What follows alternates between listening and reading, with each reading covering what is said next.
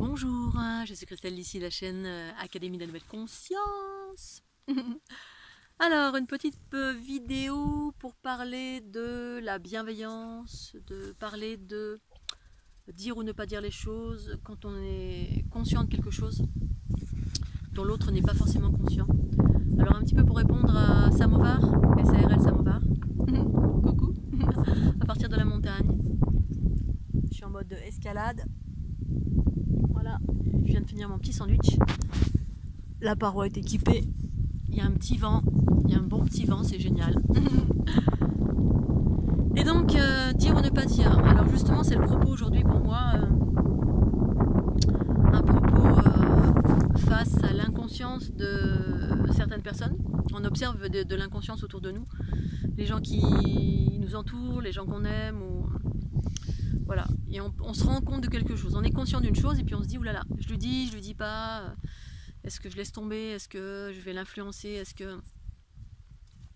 Alors pour moi, on peut être à même de dire une chose, c'est toujours une question de, effectivement, soi avec soi. On voit une chose, on estime que cette chose, elle peut nuire à la personne, ou alors c'est bien de l'éclairer parce qu'on a un avis différent, ou pour répondre à SARL Samovar.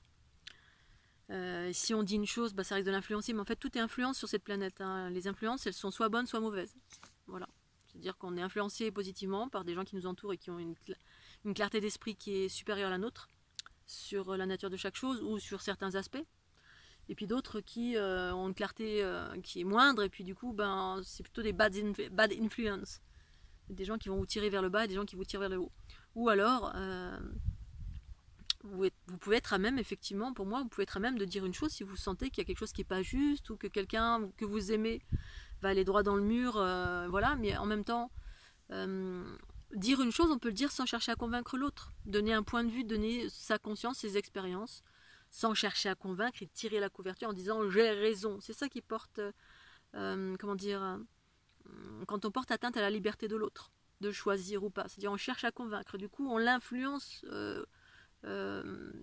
On l'influence trop, c'est-à-dire là on va l'influencer absolument pour qu'il fasse ce choix, alors qu'en fait parfois de faire des mauvais choix, ça nous fait, comment dire, on peut ne rien dire à quelqu'un ou dire une chose, cette personne va en tenir compte ou pas, et si elle n'en tient pas compte, et que effectivement les choix qu'elle va mettre en place dans sa vie vont l'amener droit dans le mur, peut-être que d'aller droit dans le mur, ça va être juste et parfait, c'est-à-dire que cette personne, il était nécessaire qu'elle aille droit dans le mur, c'est-à-dire se faire mal ou quelle que soit la chose, pour qu'elle fasse une prise de conscience par elle-même. Parce qu'il y a des gens, vous pouvez leur dire blanc, noir, rouge, ça changera absolument rien.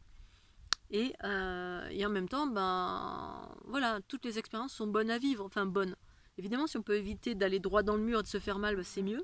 Mais parfois, pour certains, c'est nécessaire de passer par là. Parce que il n'y a pas d'autre moyen que de changer le cap, c'est que eux-mêmes fassent des expériences chaotiques pour par eux-mêmes. En fait, on apprend par nous-mêmes en faisant des expériences, parce qu'on ne fonctionne pas tous de la même façon. Et certains, certains vont être éclairés avant d'aller droit dans le mur par quelqu'un d'autre, ou par une lecture, ou par n'importe quoi, une information qu'ils vont voir par eux-mêmes, à travers une lecture, à travers, on va entendre quelqu'un qui va dire ceci, cela, ou quel que soit, en fait. Tout est influence sur cette planète. Mais voilà, si vous avez une chose à dire, ça peut être intéressant de le dire, parce que parfois il y a des gens qui sont vraiment inconscients. Alors moi je vais vous donner un exemple. L'exemple dans ma famille, en fait, là il m'arrive de temps en temps, et que ce soit ça me concerne ou ça concerne les gens que j'aime, qui font partie de ma famille, ou des gens qui me sont proches, oui, je perçois des inconsciences, des choses qui ne sont pas équilibrées. Donc il y a des choses qui ne sont pas vraiment conscientes et qui, à mon sens, ne sont pas équilibrées, donc pas justes. Et du coup, voilà, alors là, moi, ça me touche directement, notamment ça concerne ma maman et le rapport de ma famille, certains membres de ma famille vis-à-vis de ma maman. Et puis, il y a des comportements qui, par moments, me mettent en colère, parce que je trouve qu'il y a un manque de justesse et il y a des choses qui ne sont pas équilibrées. Et donc, évidemment, ça me met entre guillemets en réaction. Alors, j'attends que la réaction passe. Voilà, ça me met en colère pour X raisons, qui m'appartiennent. J'attends que ça passe. Et ensuite, je vais, malgré tout, dire ce que je pense, mais dans la bienveillance. C'est-à-dire, je pense que Voilà, je vais dire une chose à mon frère, ou voilà, je pense que quand même tu pourrais, en utilisant les mots qu'il faut, ce serait sympa que tu fasses des choses comme ceci, comme cela, et voilà, pour changer, pour que ce soit plus équilibré, plus bienveillant, plus qu'on soit plus attentif aux gens qu'on aime. Voilà, le dire dans la bienveillance, et ensuite l'autre en fait ce qu'il veut. C'est-à-dire ne pas rentrer dans l'art, ne pas dire ce que tu fais c'est de la connerie, ou voilà, c'est d'être bienveillant dans nos pensées, paroles et actions. On dit ce qu'on pense, parce que dire ce qu'on pense, ça ne veut pas dire que je détiens la vérité. Ça veut dire que je vais dire ce que je pense. Et si toutefois ça résonne pour l'autre, eh bien il va modifier son comportement. Ou pas. Ou pas, pour aller vers plus de bienveillance. Mais si ça parle à l'autre, eh bien quelque chose va être modifié. Parce que je l'aurais dit, parce qu'effectivement, il y a sur cette planète, force est de constater qu'il y a des êtres qui sont moins conscients que d'autres. Il y en a qui sont beaucoup plus conscients, et donc conscients, équilibrés, bienveillants. On fait en sorte de mener la chèvre le chou, d'être bienveillant autant que faire se peut avec les gens qu'on aime, avec notre environnement, avec les gens d'une façon générale, avec la nature, avec tout ce qui nous environne, tout le vivant, tout ce qui existe. On essaye d'être bienveillant. Mais c'est pas le cas de tous, sinon on serait dans le monde de l'unité, des bisounours, où il y aurait la paix sur la planète, et puis tout le monde se tiendrait par la main, et puis on évoluerait vers des choses merveilleuses. Mais force est de constater que, effectivement, sur la planète, il y a une multitude d'états, de niveaux de conscience, et les gens les moins conscients sont les gens les plus agressifs, ceux qui provoquent le plus de chaos, ceux qui se font le plus de mal. Oui et non, parfois oui et non, mais très souvent c'est ça, lorsqu'on est ultra conscient, très souvent on vit des choses beaucoup plus harmonieuses, ou, voilà, comme la conscience, c'est quand voilà, j'ai un état d'équilibre dans mon quotidien, mes intuitions et ma conscience qui vont orienter mon chemin dans telle ou telle direction, pour éviter que je me fasse bobo par exemple, ou je me fasse mal, ou je sais à l'avance, ça j'y vais, là j'y vais pas, et quand j'ai pas suivi mes intuitions et ma conscience, j'allais droit dans le mur. Et donc je me fais mal, et donc je fais mal aux gens qui vont m'entourer, parce qu'après je vais être moi-même en down, et ça va être bien pour personne, ni pour moi, ni pour les gens qui sont autour de moi, qui vont devoir m'aider, parce que je vais être en down, et en même temps quand je suis en down, je l'ai cherché quelque part. Mes exemples à moi, c'est mes dernières relations, en fait toute ma guidance m'a dit non, non, non, non, non, puis je suis allée, je dois quand même y aller, hein. Eh ben, il fallait pas y aller, et après ça fait bobo, bobo, bobo, puis ensuite les gens qui sont autour de vous, ils peuvent avoir les conséquences, on appelle ça collatérales, c'est-à-dire il y a des gens qui vous aident, mais parfois on vous aide pas, et voilà, et dans ma famille par exemple, j'ai un des membres de ma famille qui très souvent est pas conscient, il joue avec le feu, et puis souvent il se met en difficulté en plein d'aspects.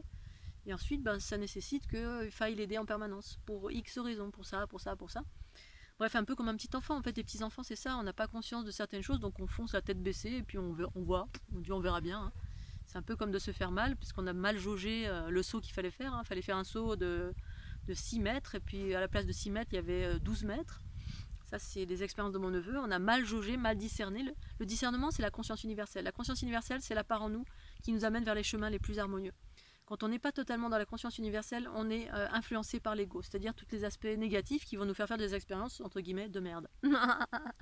Alors, les expériences de merde, elles sont nécessaires quand on n'est pas dans la conscience. C'est pas une obligation de faire des expériences de merde, on peut faire tout au quotidien, on peut faire des belles expériences. Quand on écoute cette conscience universelle, ces intuitions, cette part en nous qui nous veut que du bien, et qui dit, non, faut pas y aller. Tu vas pas y aller parce que, attention. Quand tu as un saut à faire dans le vide, tu regardes et t'écoutes tes intuitions. Voilà, ou alors si t'écoutes pas, tu vas en mode animal, hein, ouais, je suis un guerrier, et puis tu y vas, et puis tu te fracasses, et puis là, t'as mal. Et la vie n'est faite que de cela. C'est la raison pour laquelle, quand je parle d'unité, l'unité, c'est déployer en soi, écouter de plus en plus ces intuitions qui évoquent la conscience universelle, qui prend de plus en plus de place à la place de l'ego. C'est-à-dire le petit diable qui est en nous, qui nous indique tout le temps les mauvais chemins. Vas-y, mange ce truc, hein. Tu vas faire des expériences, du LSD, tu vas aller sur un arbre, puis tu vas voler, super, puis là tu te fracasses au sol, tu dis, oh merde, finalement, j'avais pas d'ailes. Et voilà, le petit diable en soi, et en même temps, on peut se dire, on est dans un monde de dualité, on fait tous les chemins.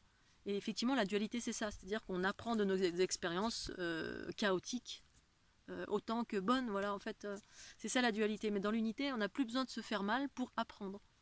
C'est-à-dire on écoute tout simplement la conscience universelle et puis là tout devient serein, tout devient beau, tout devient abondant, tout devient magnifique.